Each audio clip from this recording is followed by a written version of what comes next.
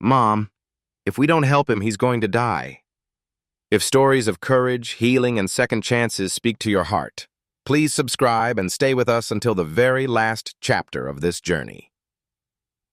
The vacuum hummed across the marble of Ellison Tower's top floor, blending with Manhattan's sleepless rhythm. Sirens far away, wind brushing the glass. It was almost 1 a.m. when Evelyn Miller wiped down the final desk on floor 52, the executive level of Harrington Holdings. The floor was too quiet. Her 7-year-old daughter Lila worked beside her, small hands stacking papers just as her mother had taught. It wasn't safe for a child on a night shift, but childcare cost more than rent in Queens, and Lila always begged, "Please, Mom, I'll be quiet." Tonight, Evelyn had said yes again. They moved in rhythm, mother and daughter cleaning the empire of people who never saw them. Beyond the corridor, the CEO's glass office shimmered with skyline light. Then a crash shattered the stillness. Glass. A groan. Evelyn froze. "Lila, stay behind me." They followed the sound to a half-open conference door. Light flickered inside.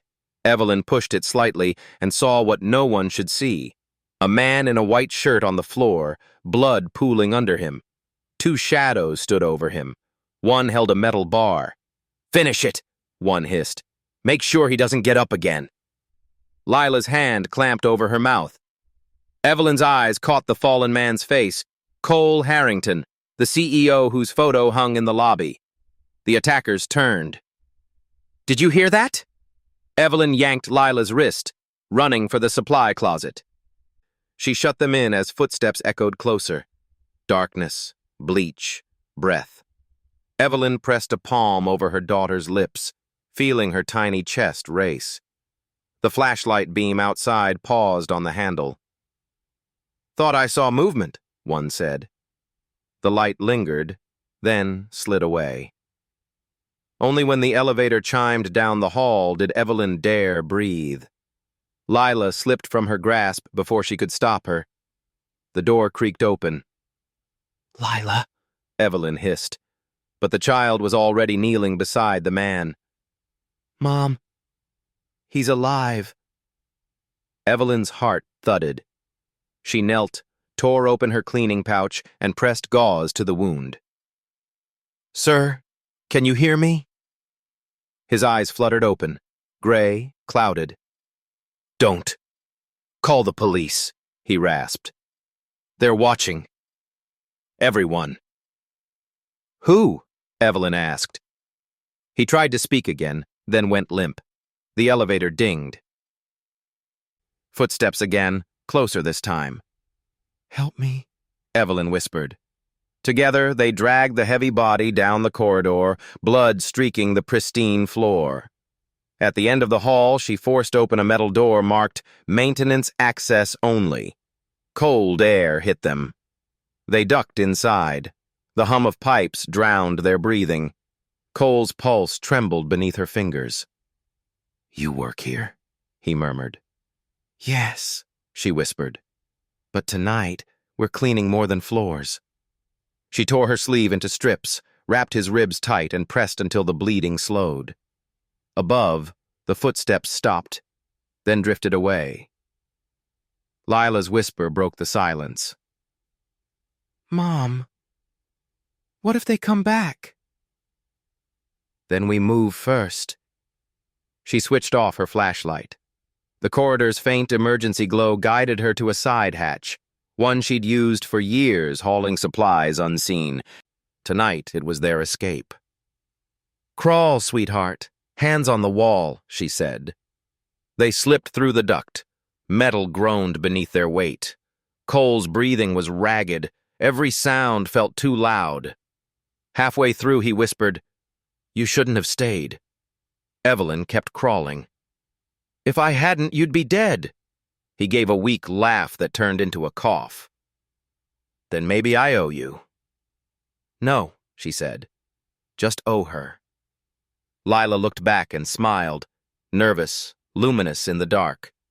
At the shaft's end, Evelyn dropped first, landing on a catwalk above the loading bay.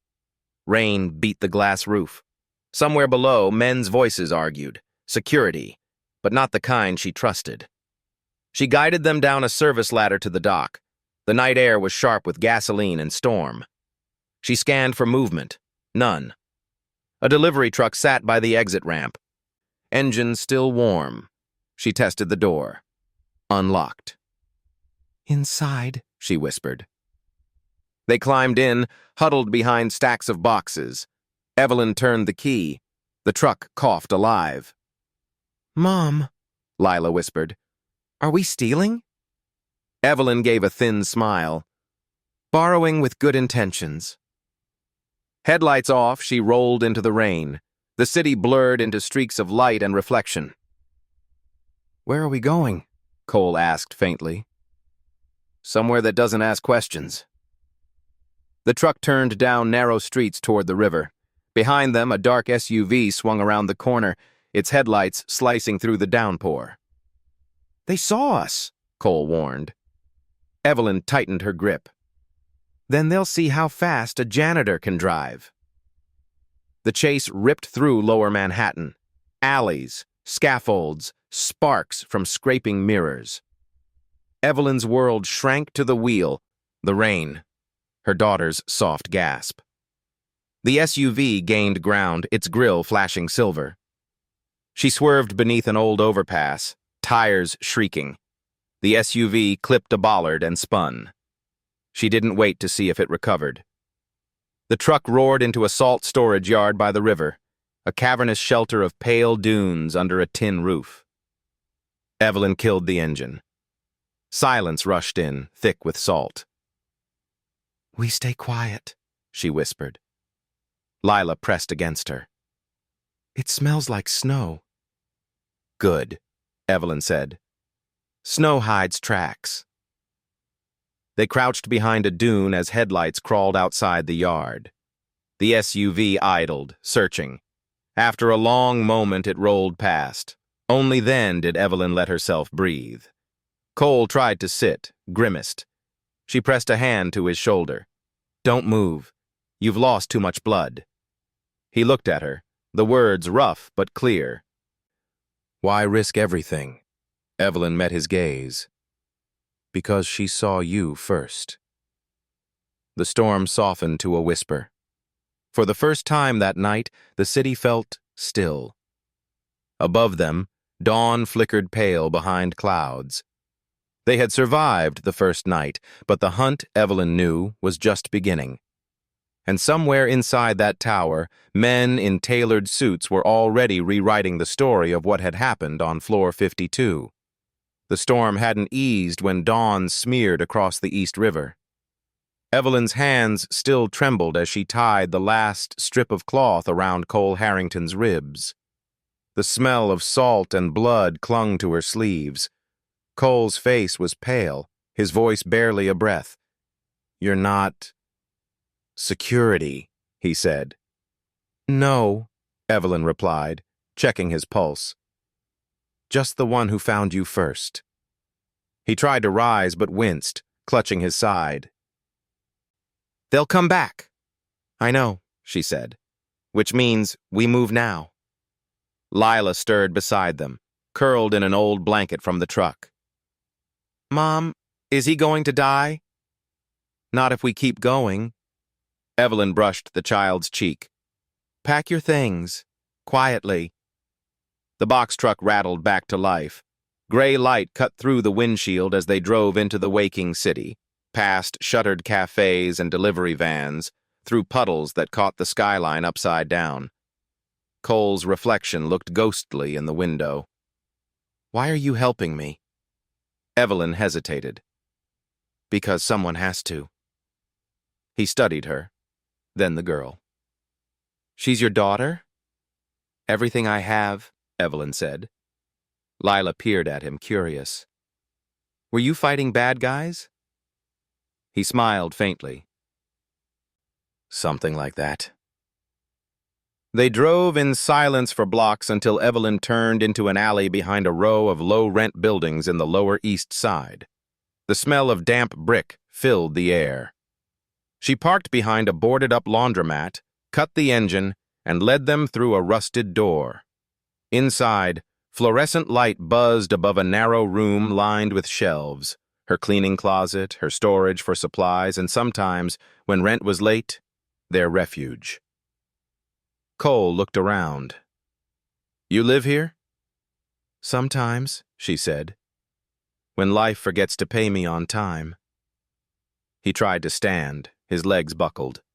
Evelyn caught him under the arm, guiding him onto an old cot. "Careful." He watched her tear open an antiseptic pack, the motion precise, practiced. "You've done this before." "My sister used to be a nurse," she said. "Before the Bills buried us." Lila returned with a bucket of water. Evelyn cleaned the wound again, wrapped it tight. Cole's jaw clenched, but he didn't move. "Thank you," he managed. "You saved me." Evelyn didn't look up. "You're not saved yet." The radio on the shelf crackled to life with the morning news. A crisp voice said, "Authorities report CEO Cole Harrington missing after an alleged confrontation late last night. Police are investigating foul play." Evelyn switched it off. Cole exhaled slowly. "They've turned it already." "Who?" she asked. "Victor Kane," he said. "My CFO. He's been siphoning charity funds for years. I was hours away from exposing him. And instead, he sent his dogs." Evelyn sat back. "You can't go home. Not yet." "I can't stay here either." She nodded. "Then we find somewhere they don't look." Cole watched her, eyes narrowing. "Why risk your life for someone like me?" Evelyn's answer was quiet. "Because last night, you were just someone bleeding on the floor. Titles don't matter when it's life or death." For a moment, something softened in him, a flash of gratitude, humility, maybe fear. "You're different," he said. "I'm practical." He smiled weakly. "Same thing." Lila was by the window now, peeking through the cracks in the boards. "Mom, there's a black car outside." Evelyn's blood ran cold. "Down." She cut the light and motioned them behind the shelves. Through the slit in the wood, she saw it. A dark sedan idling at the corner, engine running. Cole's whisper was barely audible. "They found us." Evelyn reached for the mop handle leaning by the wall, her only weapon. "We go through the back. Now!" They slipped out a service door into the narrow lane behind the laundromat, water dripping from fire escapes overhead. Evelyn led the way, Cole leaning on her shoulder, Lila clutching the hem of her coat. Rain began again, light, cold, and mercifully loud enough to hide their footsteps. As they turned the corner, Cole glanced back at the dark car still waiting in the street, headlights dimmed. "Whoever's in there," he said, "they're not done." Evelyn nodded, pulling her daughter close. "Then neither are we." They disappeared into the fog curling off the river, three silhouettes stitched together by fear and something fiercer, hope. The rain had become a curtain between danger and survival. Evelyn led the way through the alley, the metallic scent of wet iron in the air. She'd walked these back routes for years pushing cleaning carts. Now she navigated them to save lives. "Keep your head down," she whispered to Lila. The girl nodded, her small sneakers splashing in puddles that mirrored fragments of neon. Behind them, the sound of a car door slammed. Then another. Voices, male, sharp. "They're here," Cole murmured, leaning heavily on the wall. Evelyn spotted a narrow service gate behind an old bakery, chained but rusted. With one hard pull, it gave way. They slipped through into the shadowed maze of Chinatown's service tunnels, an underground passage she'd once used to store cleaning supplies. It smelled of mold and old detergent, perfect for vanishing. She flicked on her small flashlight, the beam trembling over graffiti and cracked pipes. Cole's breathing came ragged. "Not far," she said. The maintenance shaft connects to the subway lines. From there, we can reach the East River docks. Do you always have an escape route memorized? He asked, half in pain, half in wonder. Evelyn almost smiled. When you clean the world, you learn where it hides its dirt. Lila's voice broke the silence. Mom, my shoes are wet. I know, baby. That's how we know we're still moving. They moved deeper into the tunnel. The air thickened. Dripping water echoed like a heartbeat. Then, a new sound. Boots on concrete. Following. Evelyn froze the light. The darkness swallowed them whole. Cole's whisper brushed her ear. If they find us, don't finish that sentence, she said. The footsteps came closer. One of the men called out, They're down here! I saw movement! Lila whimpered. Evelyn crouched, pulling her close. Breathe slow, baby. Then she did something instinctive. Opened the bottle of ammonia cleaner from her kit, poured it across the floor, and tore open a packet of powdered detergent. The fumes rose instantly, biting the air. Cover your nose, she whispered. When the first flashlight beam cut through the tunnel, the men gagged. What the hell? Evelyn grabbed Cole's arm. Now! They ran. Through the fog of chemicals, through the maze of dripping pipes, until a low gate appeared ahead with a yellow sign. Service access. MTA authorized only. Evelyn kicked the latch. The door burst open onto the roar of an empty subway platform. She half-carried Cole down the steps as an old maintenance train clattered in the distance. The air smelled of oil and electricity. Cole's hand gripped her sleeve. You could leave me. No one would blame you. Evelyn turned, breath sharp. She would. She nodded toward Lila.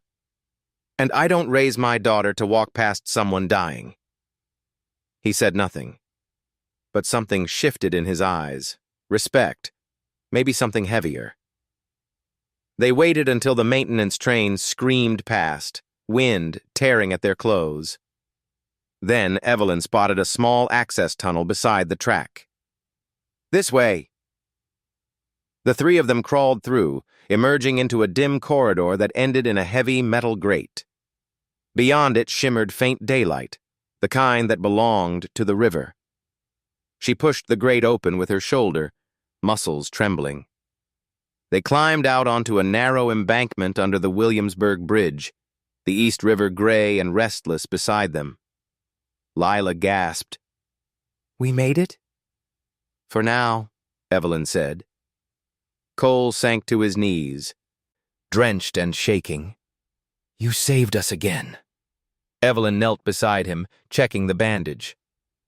You keep saying that like it's over. He gave a tired laugh.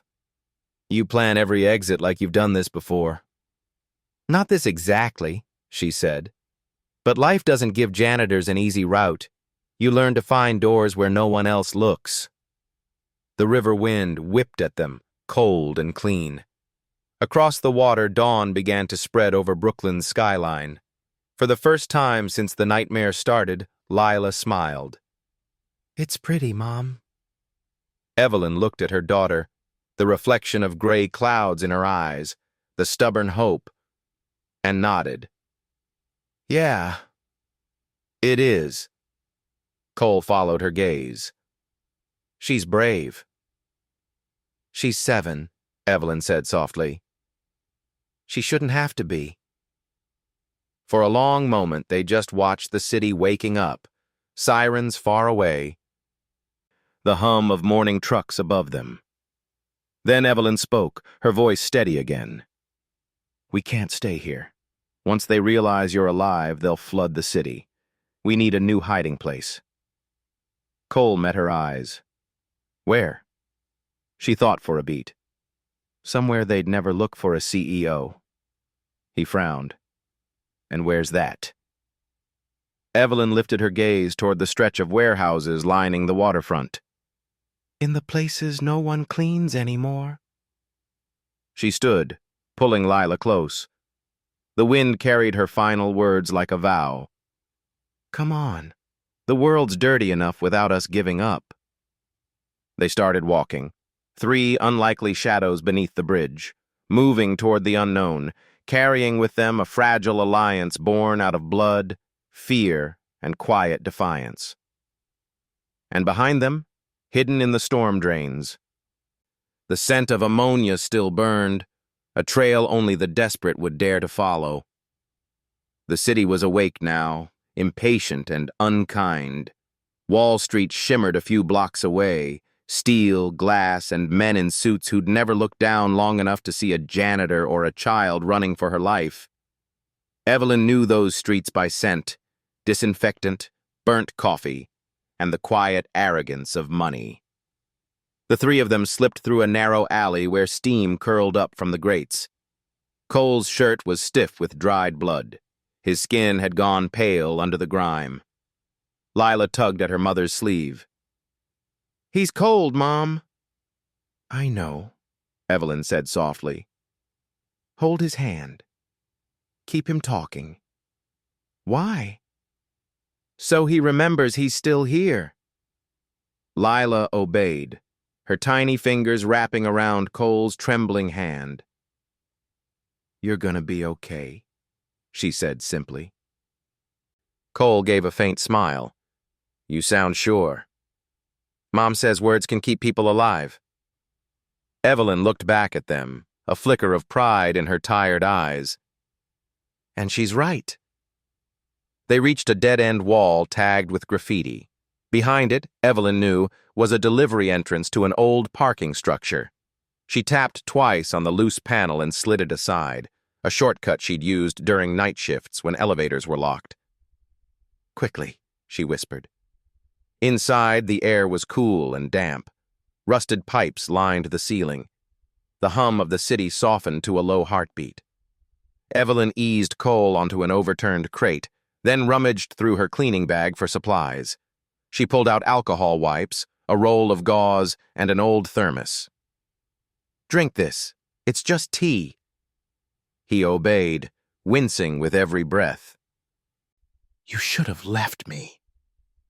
Evelyn looked at him sharply. I don't leave trash on the floor, Mr. Harrington. And I don't leave people either. He huffed a weak laugh. You talk to CEOs like that often? Only the ones bleeding on my time card. Lila giggled, breaking the tension for a heartbeat. Then the sound of tires screeched from the street outside. Evelyn froze. A car door slammed. Voices shouted in the rain. Cole's expression hardened. They found us! Evelyn grabbed her daughter. Lila, remember the back stairs I showed you? Go halfway, wait for me there. Lila shook her head. No, Mom. Do it. The girl ran, small footsteps fading into the dark. Evelyn turned to Cole. You can walk? Barely. Then barely will have to do. She slung his arm over her shoulder and half-dragged him toward the far end of the garage. The echoes of boots and flashlights grew louder. They reached the stairwell door. Locked. Evelyn cursed under her breath, then swung the mop handle she still carried. The brittle glass shattered. She reached through, twisted the latch, and yanked the door open. As they slipped inside, a voice barked behind them. Stop! A gunshot cracked. The bullet sparked off the railing inches from her hand. Lila screamed from above. Evelyn pushed Cole upward. Go! Cole stumbled onto the landing. She followed, dragging the door shut. Another shot rang out, shattering the frame. They reached the second floor when Cole stumbled, gasping. I can't. Yes, you can, she snapped. You're not dying in a stairwell. Something primal took over. She half lifted him, half carried him up the final flight. When they burst through the exit door, cold air and sunlight blinded them. The rooftop stretched wide and empty, puddles reflecting the cloudy sky. Evelyn spotted a maintenance bridge connecting to the next building, a narrow metal walkway above a dizzying drop. She looked at Cole. "Can you cross?" He nodded, grim. "With help." They stepped onto the bridge. Every gust of wind made the metal groan. Below, traffic roared, Wall Street's arteries pulsing with indifference. Halfway across, Lila slipped on the wet steel. Evelyn caught her wrist in time, pulling her close. "Eyes forward, baby. One step at a time." Cole followed slowly, teeth clenched in pain. When they reached the far side, Evelyn yanked the gate closed behind them and jammed the mop handle through the bars, locking it. From across the gap, one of the pursuers appeared, weapon drawn. He shouted something lost in the wind. Evelyn didn't slow down. She just turned to Cole and said, "Welcome to the Janitor's Express." Cole almost laughed, but his voice broke instead. "You've done this before." "No," she said, "but cleaning floors all night teaches balance." They disappeared into the opposite building's stairwell as rain began again, washing the alley below. When they finally reached ground level, Evelyn stopped near a drainage tunnel behind the building. She crouched beside Lila, brushing her hair back. "You okay?" The girl nodded, breathless. "I'm okay. He's okay." Cole leaned against the wall, blood seeping through his bandage, but eyes steady now. "We can't keep running like this." Evelyn met his gaze. "Then we stop running and start thinking." She looked out toward the labyrinth of alleys twisting behind the financial district. "If they want you dead, they'll expect us to hide. So we'll do the opposite." Cole frowned. "Meaning?" She pointed toward the skyline. "We go where they'd never guess. A place too low for them to kneel." His brow furrowed. "You know somewhere?" Evelyn nodded slowly. "Yeah, a basement no one's used in years." Cole sighed, exhaustion mixing with awe. "I'm starting to believe you could rebuild a city from cleaning closets." "Not the city," she said quietly. "Just what's broken inside it." They walked together toward the rain-blurred horizon, shadows merging into one, mother, child, and the man the world thought untouchable, now held together by the simplest human vow, to keep one another alive. The storm eased as they left the shadows of Wall Street, heading east into the older blocks where skyscrapers gave way to worn brick and iron shutters. The city looked different here, quieter, almost forgotten.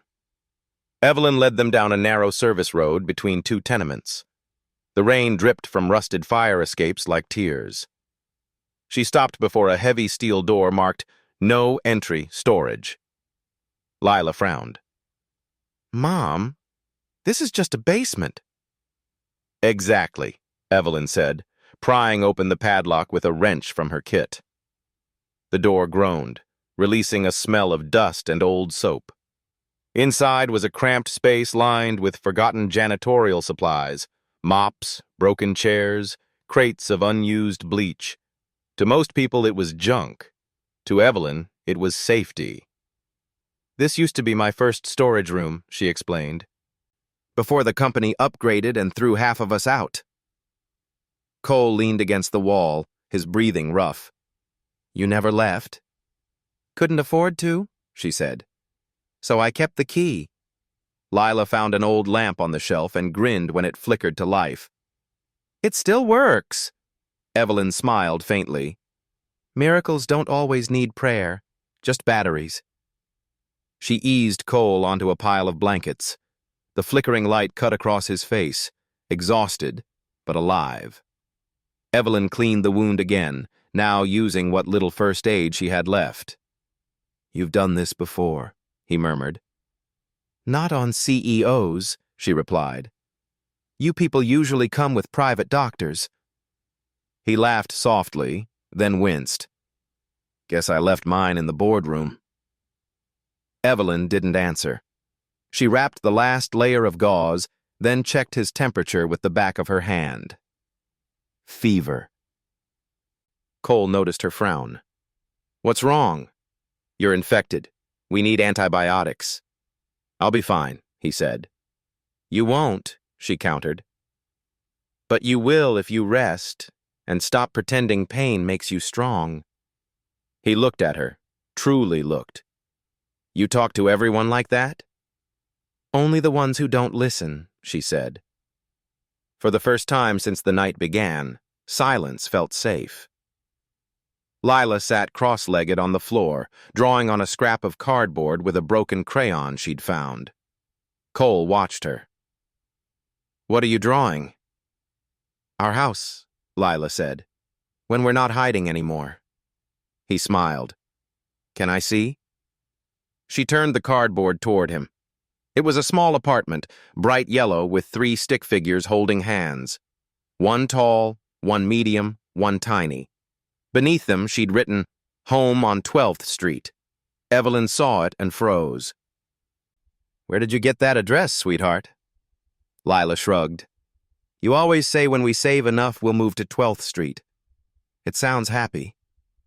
Cole's voice softened. It does. He looked at Evelyn. Maybe someday. Someday's expensive, she said. Then I'll help pay for it, he replied quietly. Evelyn glanced away, uncomfortable with promises she didn't trust. Sleep. We move before sunrise. Hours passed. The wind hummed against the metal door. Evelyn stayed awake, watching Cole's shallow breaths steady. At one point, he stirred. You should rest too. I can't, she said. Because of me? Because of everything. She sighed. I've cleaned that tower for 6 years. You know how many times I've watched men like you walk past me without even a nod? Now here we are, me scrubbing your blood instead of your floors. He didn't flinch. You're right, I was one of them. Not anymore, she said quietly. You bled the same as anyone else. He exhaled. And you still saved me. Evelyn met his eyes. Saving someone isn't the hard part. Believing they deserve it, that's harder. For a long time, neither spoke. Rain trickled through the cracks above, rhythmic, like a metronome counting the minutes to dawn. Then, from somewhere outside, a sound, distant boots on concrete. Evelyn tensed.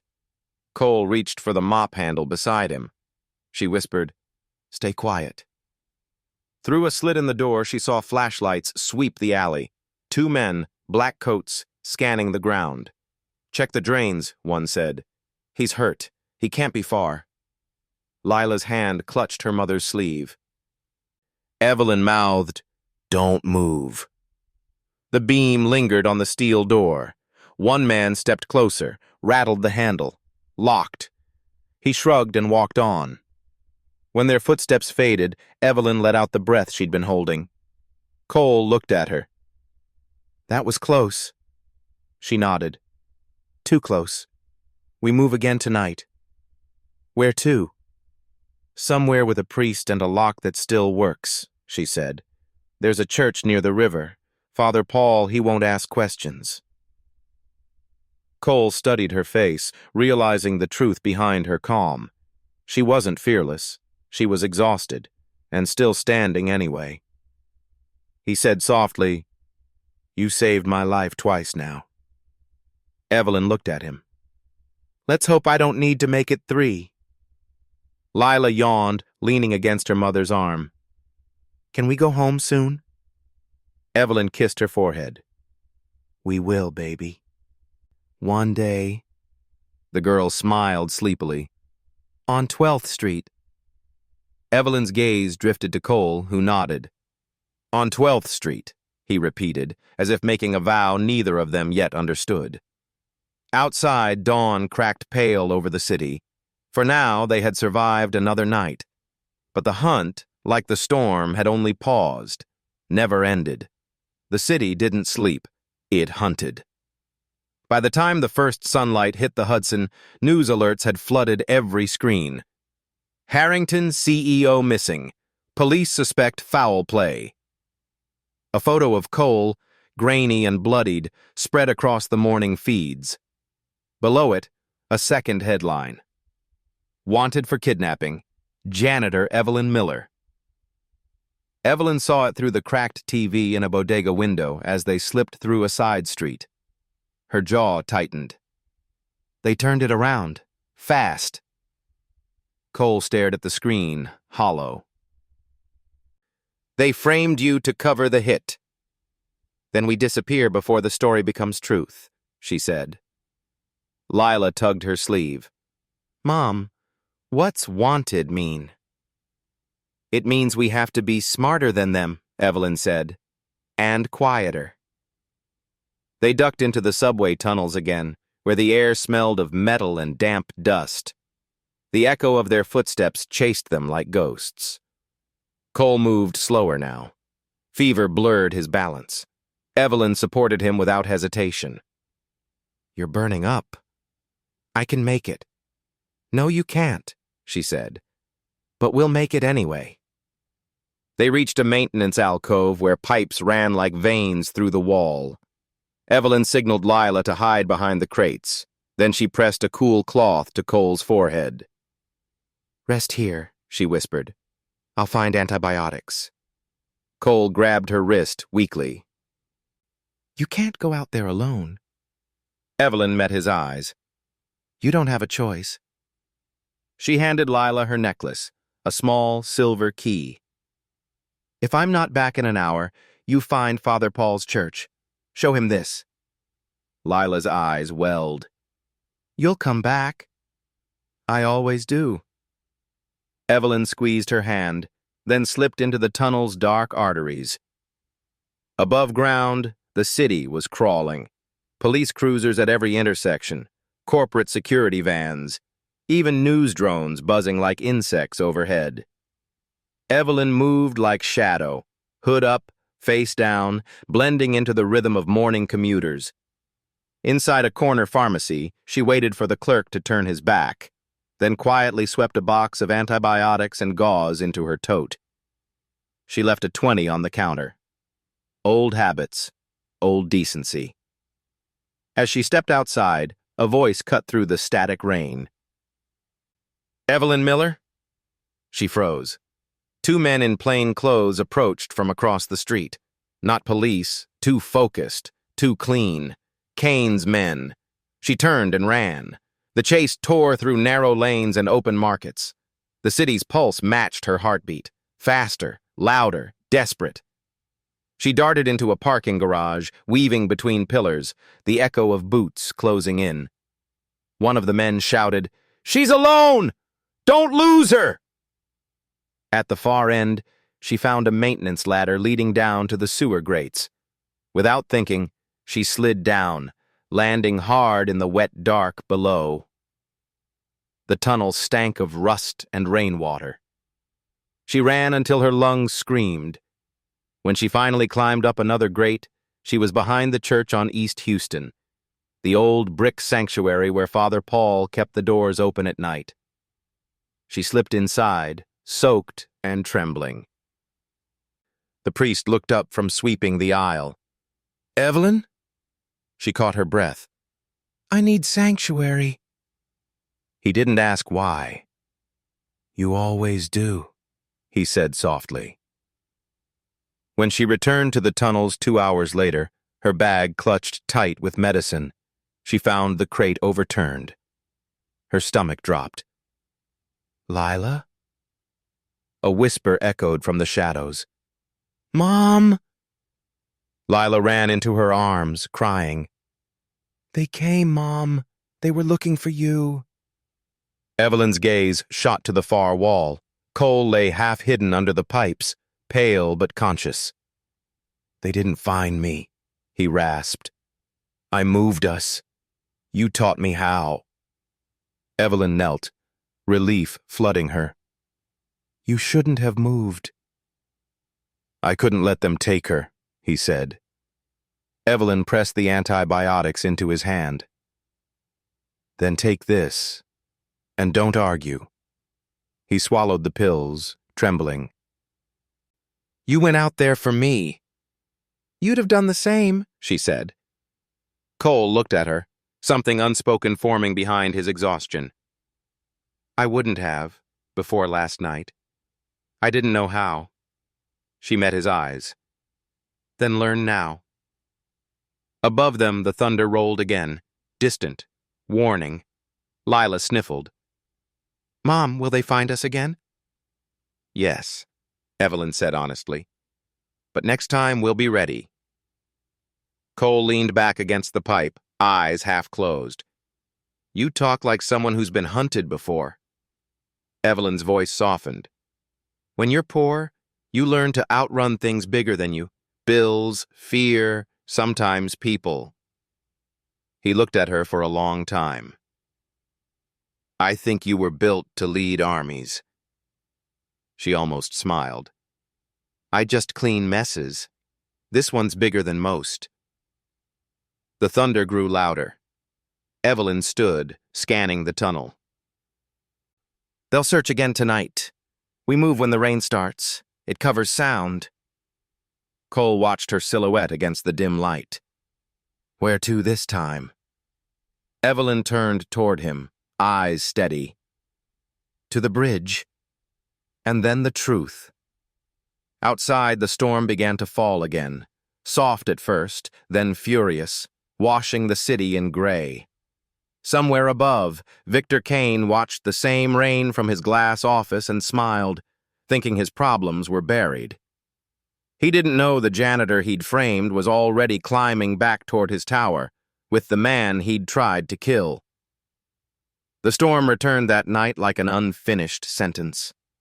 Rain smeared across the city's glass veins, turning every light into a trembling reflection.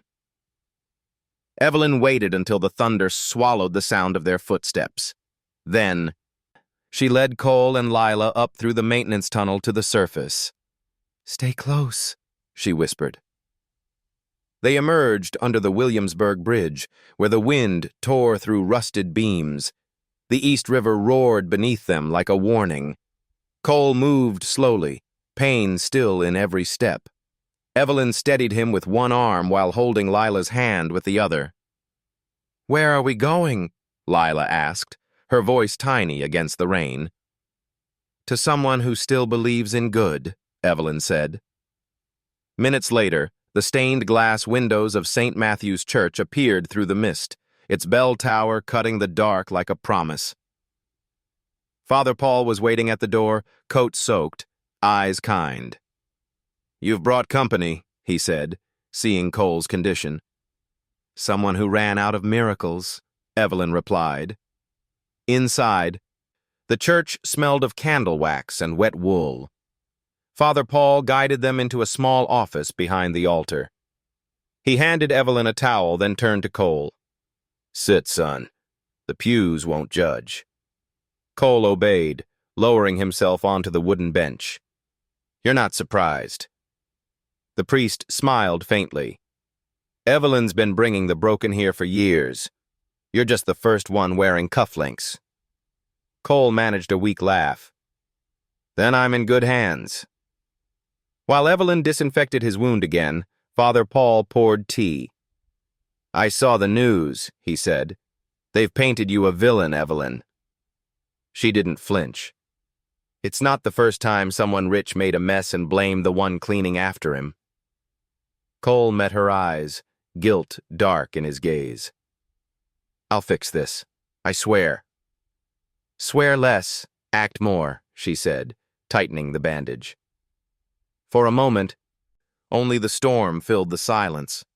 Then Cole spoke, voice low.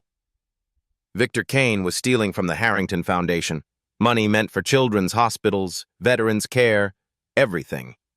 When I confronted him, he hired people to make it look like an accident. Lila's eyes widened. You mean he tried to... Yes, Cole said. And when your mom found me, I thought she was one of them. I was wrong. Evelyn looked up sharply. And now?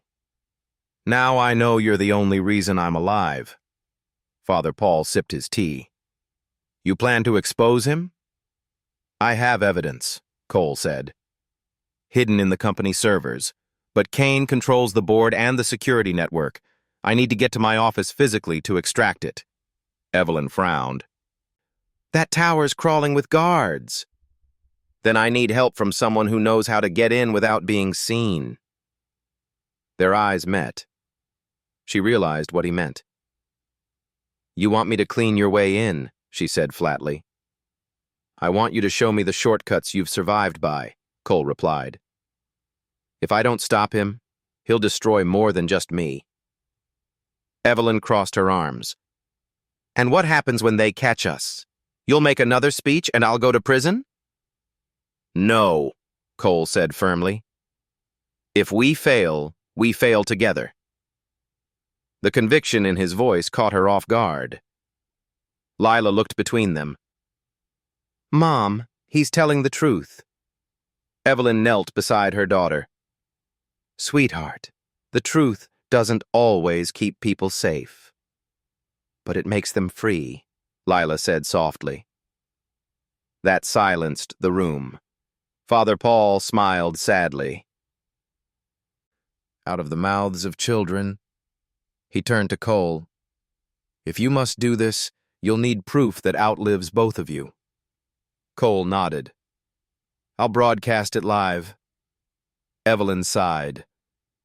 You're insane. Maybe, Cole said, but I've been silent too long. Father Paul handed him a small wooden cross from the shelf. Then take this. For luck. Or memory. Cole accepted it, eyes misting. Thank you, Father. Evelyn rose, shoulders squared. We'll go before sunrise. The cleaners start at 5. Security won't expect a janitor that early. Cole managed a smile. Your world saves mine again. As the rain beat against the church windows, Evelyn gathered her tools. Gloves, rags, ammonia bottle, key cards she'd kept from years of shifts. She looked almost like she had on any normal night, except this time, the dirt she'd clean would be the truth. When dawn's first light brushed the stained glass, she glanced at Lila sleeping on the pew, wrapped in Father Paul's coat. Cole was standing by the door, face pale but resolute. Evelyn whispered, You ready? He nodded. Let's take back floor 52. Outside, the sky broke into silver rain. 2 figures disappeared into it, one who had fallen from power, one who had never had it, and behind them, a child dreaming of a home on 12th Street. The rain had barely stopped when they reached Ellison Tower again. At 5:14 a.m., the city still slept, unaware that 3 fugitives stood beneath its mirrored spine. Evelyn tightened her gloves, every motion calm, mechanical. We've got 20 minutes before the morning shift starts. Once they do, we blend in. Cole nodded, jaw tense. The servers are on floor 52. That's your world, she said. Leave the doors to me. They slipped through the rear loading bay where janitorial carts were lined like soldiers. Evelyn took one, filled it with rags and chemical bottles, her old armor. Lila followed, clutching the small wooden cross Father Paul had given Cole. The service elevator groaned as it rose. Cole leaned against the wall, sweat beading at his temple. You shouldn't have come back for me. Evelyn glanced at him. You shouldn't have made me. When the elevator stopped, the doors opened to the same polished corridor where everything had begun. Floor 52. The air smelled faintly of disinfectant and memory. Evelyn froze. Dried blood still stained the edge of the carpet. Cole saw it too. Right there, he murmured. That's where I fell. Then let's make it mean something, she said. They moved fast. Evelyn bypassed the security panel with her old card, the system still recognizing her ID. Cole powered up his terminal. Lines of code flickered. He inserted a flash drive. This contains the Foundation's unedited ledgers, emails, everything Kane buried. You sure it's enough? Evelyn asked. More than enough, he said. Once it uploads, the world will see. Lila stood guard by the glass doors, watching the rain smear the skyline. Mom, someone's coming. Evelyn's head snapped up. Elevator lights, 3 floors down, rising. Cole, how long? 2 minutes, he said, fingers flying. It's encrypting. Then we need a distraction. Evelyn grabbed a nearby mop bucket, poured half a bottle of ammonia and bleach, chemical chaos in a steel drum. She shoved it near the doorway and stepped back. When they open that door, they'll wish they hadn't. Cole looked at her in disbelief. You know that's toxic. Only if you breathe, she said flatly. The elevator chimed. 3 men stepped out, security uniforms, but their stance too sharp, too trained. Evelyn recognized one. That's Kane's private team. The leader barked, Freeze! Step away from the computer. Cole didn't move. Almost done. Evelyn slammed the mop bucket with her boot. The fumes erupted, choking the air. Alarms screamed as sensors picked up the chemical mix. Fire hazard detected, an automated voice blared. Evacuation required. Smoke curled upward like gray fire. Evelyn grabbed Lila's hand and shouted, Go! Cole yanked the flash drive free, coughing. Got it! They ran toward the stairwell as sprinklers exploded overhead, soaking the room. The men stumbled in the haze, blinded. Evelyn turned once, watching the water pour over the marble floors, the tower washing itself clean. They barreled down flights of stairs.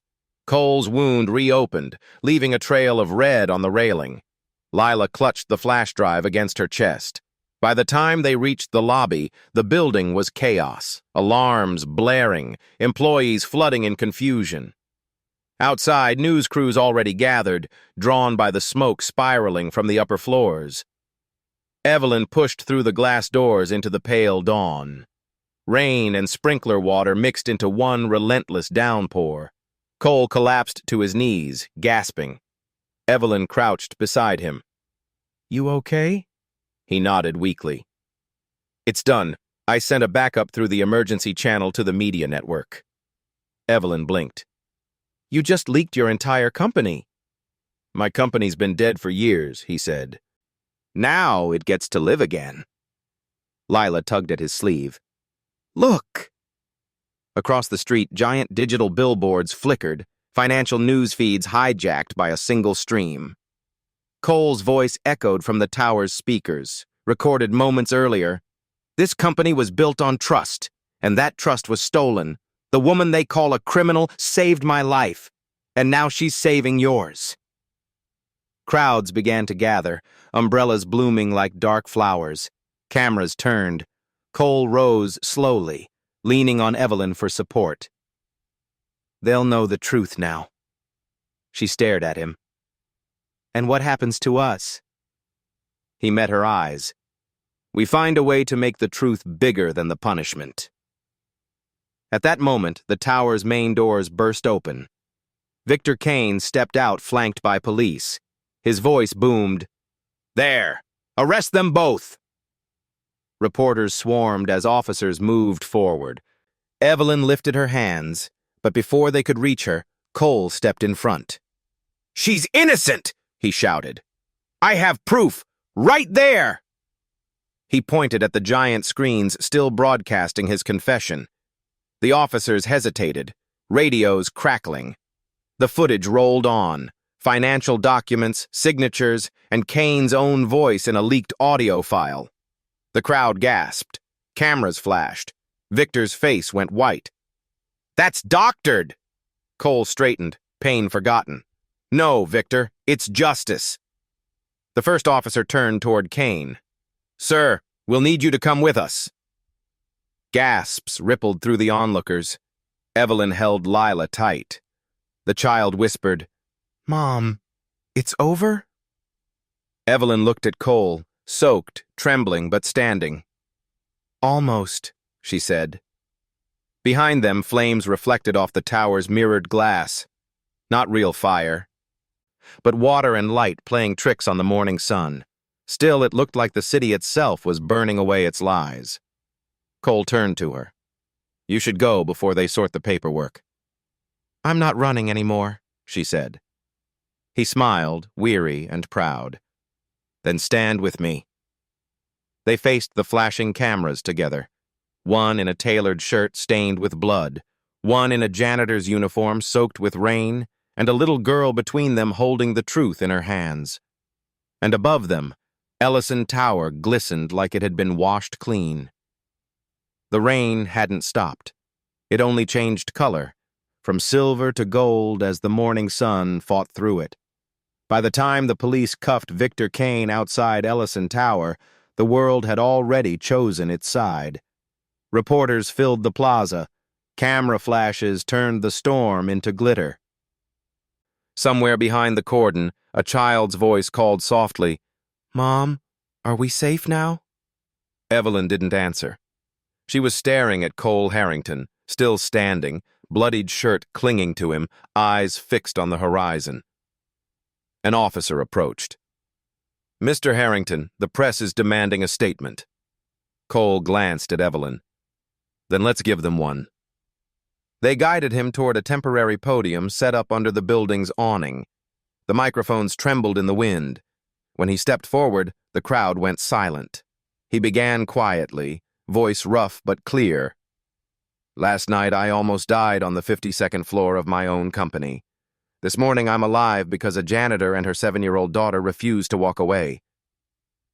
Gasps rippled through the crowd. Cameras zoomed in. Cole looked down at the sea of umbrellas.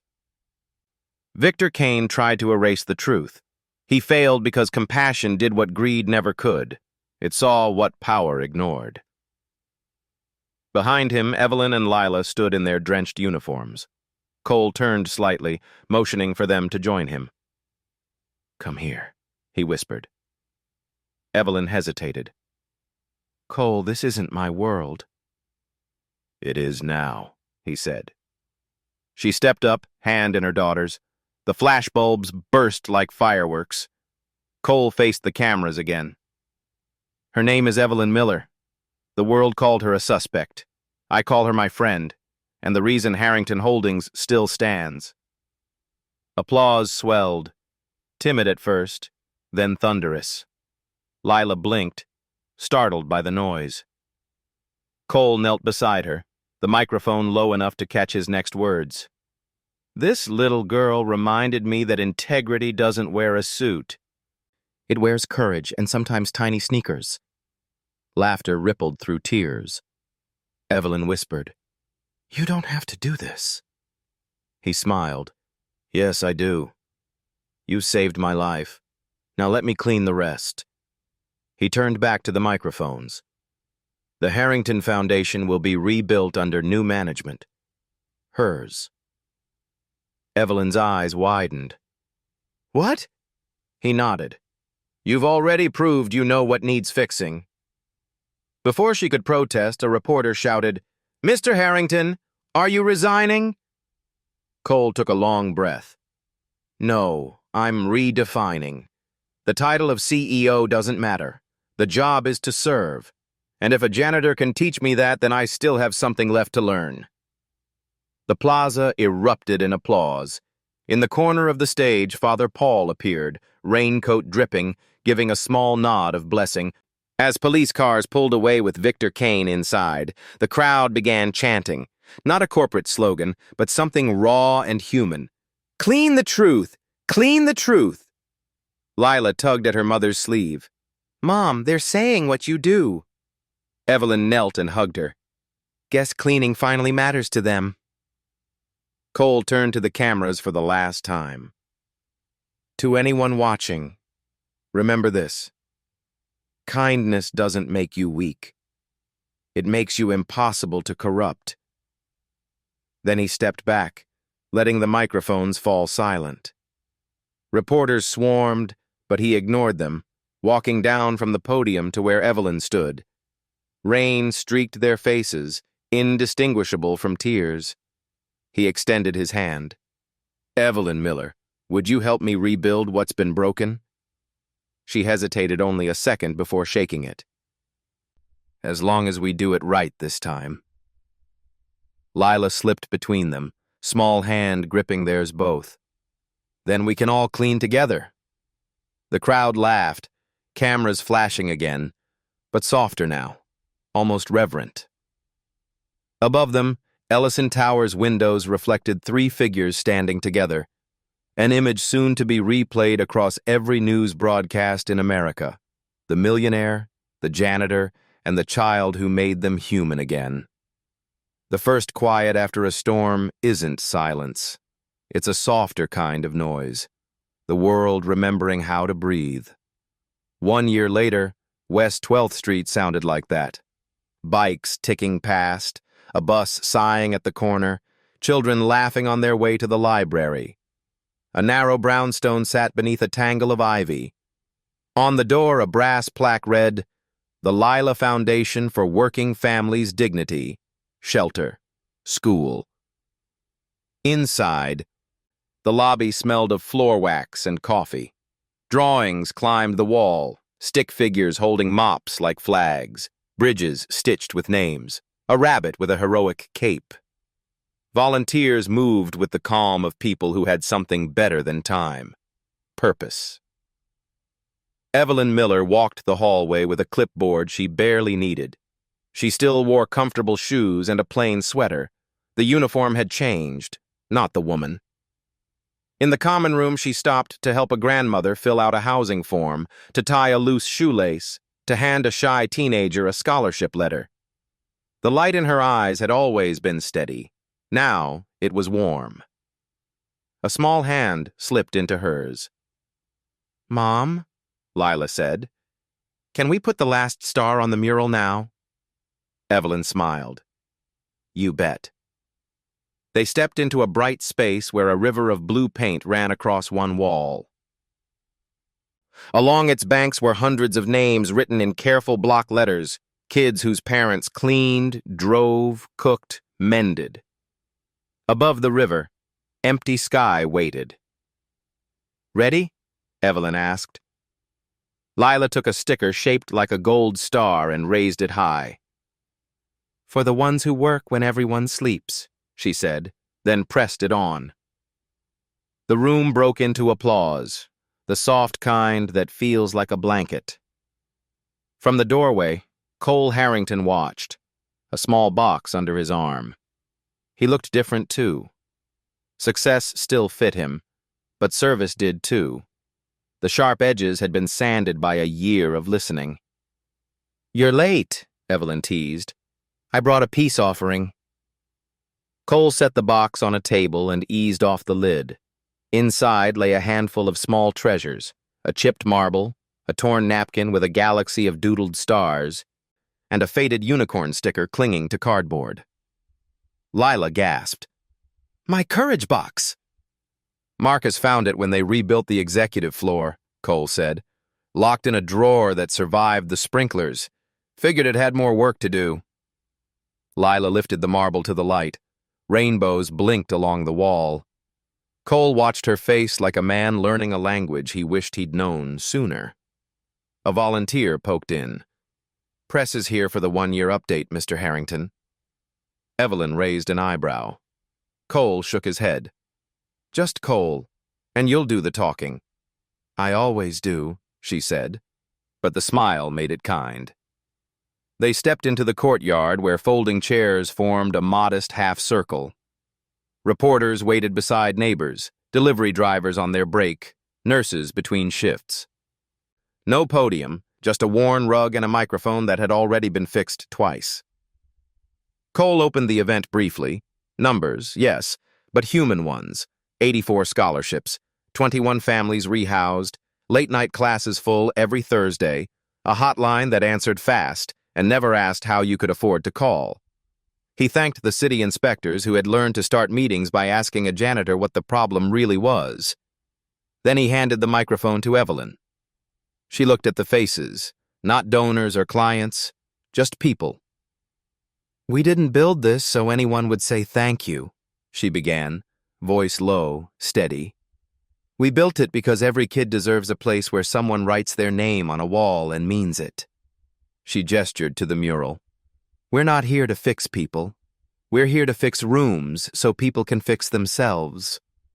Soft laughter. Nods, the little sound hope makes when it recognizes itself. A reporter called out, Ms. Miller, do you miss cleaning? Evelyn's smile turned quick and bright. I never stopped. She tapped the clipboard. We just use bigger mops now. The crowd chuckled. Lila leaned into her mother's side and, with the brisk courage of an 8-year-old promoted to 9, took the microphone. My mom says courage is a habit like flossing. A ripple of laughter. So please come after school and help with snacks and homework. Also, we need more crayons. Applause lifted like birds. Cole mouthed more crayons to a volunteer, who wrote it down as if it were policy. After the neighbors drifted back to their days and the reporters folded their tripods, the three of them stayed in the courtyard, letting the quiet cover them. A breeze moved the ivy. Somewhere, a saxophone practiced the same hopeful bar 4 times and finally found the 5th. Cole looked at the mural, at the sky now jeweled with stars. I used to think legacy was buildings, he said. Turns out, it's names you can read out loud without lying. Evelyn glanced toward 12th Street's slow parade of ordinary miracles. Grocery bags, strollers, old men arguing about baseball. You did good, Cole. We did, he said. And we're not done. He reached into his pocket and pulled out 3 keys on a plain ring. Board voted this morning. The Foundation's endowment is permanent, and if you'll let me, I'd like to put your name on the door next to Lila's. Evelyn didn't move for a breath. Names are heavy, she said. Good, he answered. They anchor the building. Lila nudged her. Take it, Mom. Evelyn took the keys like someone accepting a small, bright future. Okay, she said, then added, because habits help. But we still mop on Fridays. They laughed. It sounded like rest. Inside, Lila found a spot on the wall and taped up a photo. 3 figures beneath a rain-shined tower, hand in hand. She wrote beneath it, in careful letters, We cleaned more than floors. Evening came easy to 12th Street. Lights hummed on, one window at a time. A mother called someone in for dinner. On the brownstone steps, Evelyn, Cole, and Lila shared hot cocoa from paper cups. Are we rich now? Lila asked, because children ask the true questions. In the right ways, Cole said. In the important ways, Evelyn added. Lila thought about it. Then can we keep helping? We will, Evelyn said. That's the rule. They sat until the cocoa was gone and the air smelled faintly of rain again. When they finally stood, Evelyn locked the door with the new keys and turned the sign from open to see you tomorrow. She looked at the plaque once more, their name beside her daughter's, and let the sight warm her like a lamp in winter. Sometimes, after the worst is over, the world doesn't hand you a miracle. It hands you a broom, a room, and 2 people willing to stand in it with you. That was enough. If this story touched your heart, if it reminded you that kindness can change even the coldest night, please subscribe, share, and stay with us for the next journey. Every view, every comment, every word of hope helps us keep telling stories that heal. Thank you for watching. And remember, sometimes the smallest hands carry the biggest light.